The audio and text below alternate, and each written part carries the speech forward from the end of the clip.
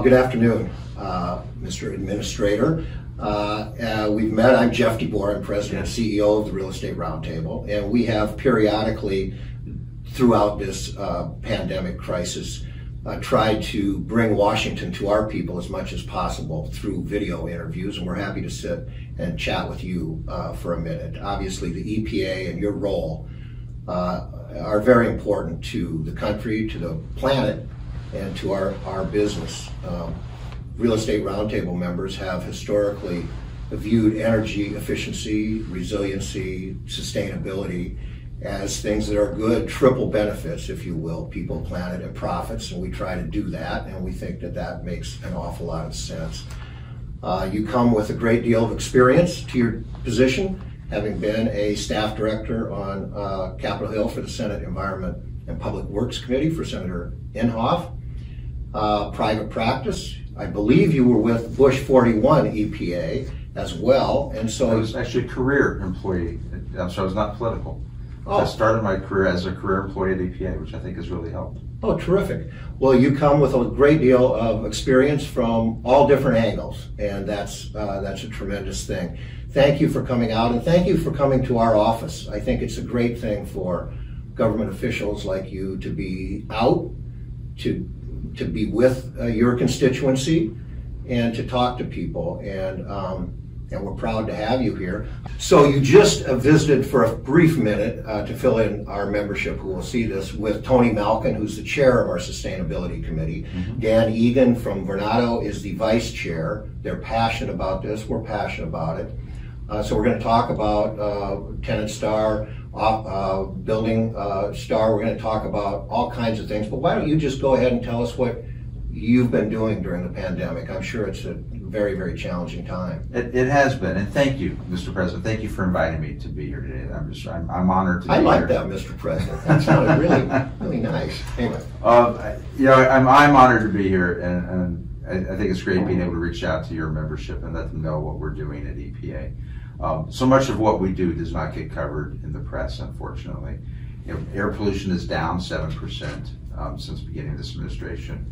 Water is cleaner than it's ever been. We're cleaning up Superfund sites at the fastest rate in 20 years. But I thought I'd just talk for a minute about some of the internal changes we've made at the agency that I believe will help the agency work better with the American public and with the regulated community for years to come. And I call them our 5 pillars, and they're 5 pillars of internal reform.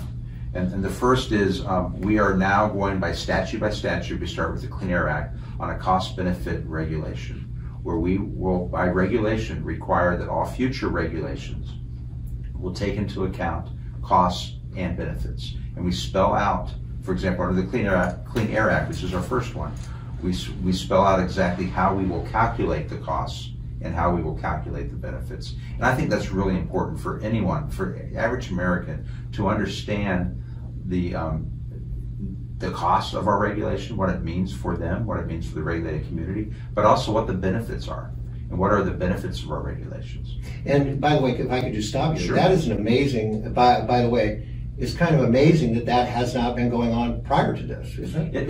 It really has. It really is amazing. Right now, there's a cost-benefit requirement by executive order that President Clinton did back in the early 90s, right. And all administrations have followed that, but it's not a rule. So in EPA over time. And do your costs, are you measuring it over time? It's not an immediate. It's supposed to be over time, yes. And the same with the benefits. Yes, that's great. And since it wasn't an actual regulation or a law, a lot of agencies ignored the executive order, and the EPA had a history of applying it in certain situations, but not always looking at the costs and benefits, or calculating the costs different by regulation. Right. And that's what I want to get away from. I want to have a standardized process for how we calculate the costs and the benefits. Great. And the same is on our second rulemaking is on science transparency, where we will require by regulation. We will have a master regulation that goes out before the end of the year, and then we will also go through each of our statutes one by one to make sure we spell out exactly how we will implement it. I want to make sure that whatever science we use behind our regulations is available for the American public, so people can see what are the science studies we're using for the basis of our regulations, what are the costs that we think will be imposed on society, and what are the benefits to society for all of our regulations. The third pillar is our regional realignment. We have 10 regions out in the country, and those are the regions are basically the face of the agency. They're the ones who do the permits. They're the ones who do the enforcement actions. And our regions were not aligned with the headquarters. We didn't have, for example, 2 of our regions did not have a clean air office. They called it something different. So if you lived, depending on what state you lived in, and you went to the EPA website to get help at the regional office, you had to figure out which office to go to. It was not always easy or intuitive. So we realigned all the regional offices to mirror our headquarters office. So now there's a clean air office in all 10 regions, and it's also helping our regions work better together from region to region and with headquarters. I think you'll see a lot more consistency. I think no matter where you live in the country, and I know a lot of your members are active in more than one state, and you should have the same type of answers to your questions should be the same regardless of which region you're operating in. That's very important. It really is. Even just the terminology and making the same terminology, making the same process, that's very important. Thank you. And then the fourth pillar that we've done is on our guidance documents. For years we were criticized for having our guidance documents. We would issue them almost the force of law, and people didn't know what they were, or they didn't have access to them. And President Trump last year, and I think this is a brilliant executive order, put out an executive order requiring all guidance documents to be available on a searchable database, and we have done that at EPA. So we went through a process over the last year where we examined all of our existing guidance documents. EPA is 50 years old this year. Some of our guidance documents dated back 48, 49 years ago. I don't believe we found any that were 50 years old, but we found some that were 48 and 49 years old. You are the 15th administrator. I am the 15th administrator. We got rid of 1,000 guidance documents that we found were no longer applicable. And we do have 10,000 guidance documents, which is a huge number, but they are now searchable on our database, epa.gov. You can go to our website and you can search for whatever guidance document that you need. So you can find all the ones that apply to any particular industrial sector. In the past, you had to hire lawyers to literally go to our reading rooms at EPA headquarters and go through our file cabinets looking for guidance documents to see what applied to you. Now, for the first time ever, they're available on a searchable database, and when we come out with major guidance documents in the future, we will be putting them out for notice and comment before they take effect. And the fifth pillar of our internal reforms, which is one that I think will have far-reaching impact for everyone, including your members, is we've implemented the lean management system, also called the Toyota system, across the agency. And this is, through this, we're identifying structural problems that we have with our agency processes and improving them in real time. In fact, our senior executive service, which are the most senior career managers at the agency, we required in 2019 that they have a lean management project as part of their performance evaluation. No agency has ever done that before with their managers, to hold them accountable for managerial improvements in our processes. And we've already seen dividends. We've reduced our permitting backlog by over 60%. Pick an issue on our state implementation plans under the Clean Air Act. We're processing those at record speed now. There's no reason why we can't get those things done within a certain period of time. When President Trump came into office, he said he wanted all federal permits to be done within 2 years. At EPA, my predecessor, Scott Pruitt, set a goal for EPA for 6 months. But we quickly found out that we weren't tracking how long it took to review a permit. You can't improve a process unless you track how long the process takes. So we're now tracking all of our processes across the board, and we're making daily improvements to them. And so this is something I think all of your members will find and see as they go to apply for permits in different regions or at headquarters. And as part of our second term goals, I laid out in a speech at the Nixon Library a few weeks ago, we have 5 goals for the second term. One of them is to work with the states on their permits. At this point, 96% of all water permits are done by the states, and 48 of the 50 states have this air program delegated to them. So they do the majority of the air permits. We right now, for years, when we delegate a program to the state, we review them on a regular basis, but the only statistics we've reviewed in the past were their enforcement statistics. Going forward, starting next year, we will also review their permitting statistics. So we'll be working with the states to make sure that they're also making reforms in how they process permits. That is really terrific. The permitting issue alone is a tremendous achievement. Some of these permitting were 8-10 years to get things. You would bounce around, particularly if you were multi-state, had assets in different states and different compliance. And again, going back to your more common terminology and a more streamlined process, I think is terrific. Doesn't necessarily, I think, that mean that you're going to get an answer within 2 years, does it? Or does it mean? Well, that's our goal, is to get an answer. Maybe a no. Yeah. You know, we can't say we're going to approve all permits within a certain amount of time, but we can process all permits within a certain amount of time. And that's what, you know, President Trump, for the NEPA regulations this summer, put a timeline of 2 years for a NEPA decision. We're going to try, and we're striving, and so far we're doing a pretty good job of getting our permit decisions out in 6 months at EPA. This is a little bit off topic maybe, but a lot of this permitting and stuff requires you to be working with other agencies, not just state EPA agencies, but other parts of the federal government, whether it's, you know, Interior or another part of the government. How are you dealing with that, a permitting issue?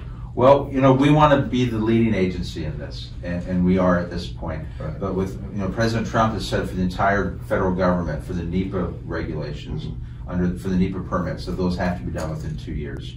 So other agencies and departments are also streamlining their permitting, and I'm more than happy to sit down. I've talked to some of my counterparts. Well, we'll follow up. We're you know, back in the wetlands days when, you know, you had to go from different agencies, and by the time you got around to all the agencies, the rules had changed with the first agency, and there was streamlining that was done there for a lead agency. And mostly for highway projects, but not for other projects. And we're trying to do that now for everything. Well, we'd love to be a resource on that. Your time is very valuable, and maybe just a couple of things that are high on our radar screen: the Energy Star program for buildings, and then the new Tenant Star program that you've just now rolled out. In fact, the Building Energy Star program was in fact announced, believe it or not, at a Real Estate Roundtable meeting back in 1999 or 97 when it was extended. I didn't realize that. That's great. It was actually formally announced by Secretary or Administrator Pena, I believe, did it. At that time, someone will correct me, but so we're in it for the long haul. I think there's now something like maybe 260,000 buildings in the country, I believe, that are Energy Star compliant, and maybe, you know, several hundred billion square feet that are now measured. It's a very important program. And the same with the Tenant Star program that your staff has now, in fact, just this morning unveiled to our sustainability committee some of the details. Do you want to talk a little bit about that? Sure. I mean, I think it's a great program, and the expansion of that to the Tenant Star makes sense, and it certainly, and we're happy to work with you on that. It was interesting. I was not able to work on the Energy Star issue for the first 2 years I was at the agency, because I had to recuse myself, because when I was in private practice, I represented actually Underwriters Laboratories, and they were a third-party certifier for the Energy Star, particularly on the appliance side. And I was representing them on some congressional legislation where they were some members of Congress were trying to weaken the Energy Star program. And so I was lobbying Congress to keep this, you know, to strengthen the Energy Star program and to keep it intact. So I am a big believer and proponent of the Energy Star program, and I think expanding it to the Tenant Star was the right thing to do. The voluntary system. Yes, it's voluntary. It will help. We have to keep it voluntary. And the building, the building is as well, and it really goes to what I said about the triple benefits. Our tenants want it, our investors want it, the building owners themselves want to be more sustainable and energy smart. And so all of this enables people to do what they want to do, and if they can get a little reward by a plaque or a certification, it's only so much the better. So it is, and it's important that it is voluntary and that it's not a regulatory hammer approach by a federal agency. We need to keep that innovation out there. You know, one of the problems we have when a regulatory agency comes out with a regulation, it often dictates the technologies that people will use. And we need to stay away from that in order to enable innovators to continue to innovate. And come well, up with one new ways technology of that doing we things. love that you've come up with is Portfolio Manager, and many thousands of buildings and building owners use Portfolio Manager to measure their energy use and to try and find ways to correct it. During this last few months of crisis, you know, obviously buildings weren't being used the way that they had Sure. been. Tenants weren't occupying space in the same way, and how buildings would be then scored or benchmarked for purposes of Energy Star was very important, and your agency was very responsive to the real world concerns there. You know, and I also want to put a plug in for another part of our agency on the chemical side, because our agency, EPA, under our the FIFRA, the pesticide statute, we approve the claims for disinfectants. So, you know, think a disinfectant wipe or an aerosol spray that people use. And at the beginning of COVID, back in the first week of March, we only had, I think, about 20 products that were approved effective against COVID-19. And our career scientists worked overtime to get more products approved.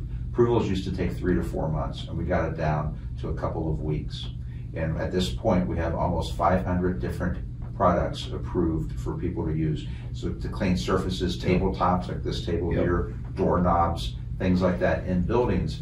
And those are all available on a searchable database and an app. We actually even, our computer guys created an app to download, so when you go shopping, you can have the app on there and you can see which products are useful or effective against the coronavirus. That is really kind of startling, actually. It's been very good, because one of the other, not in your bailiwick necessarily, but liability for what, you know, what kind of protocols, cleaning protocols, activities do all business owners, whether they own office buildings or shopping centers or hotels, and what are they doing? Are they doing the right thing? And people are very concerned. And the more of these products that have some sort of imprimatur of being a safe disinfectant, I think will go a long way. We put out, we actually even put out guidance with the CDC, joint guidance, EPA, CDC, on how to reopen buildings. I know. And one of the aspects that a lot of people weren't focused on is on the water side. That if you have a building that's been shut down for an extended period of time, you need to flush the water pipes before you reopen. And so that's part of our guidance. So that has nothing to do with COVID, but that has to do with other pathogens. We have a million issues to talk about. We really pipes. do.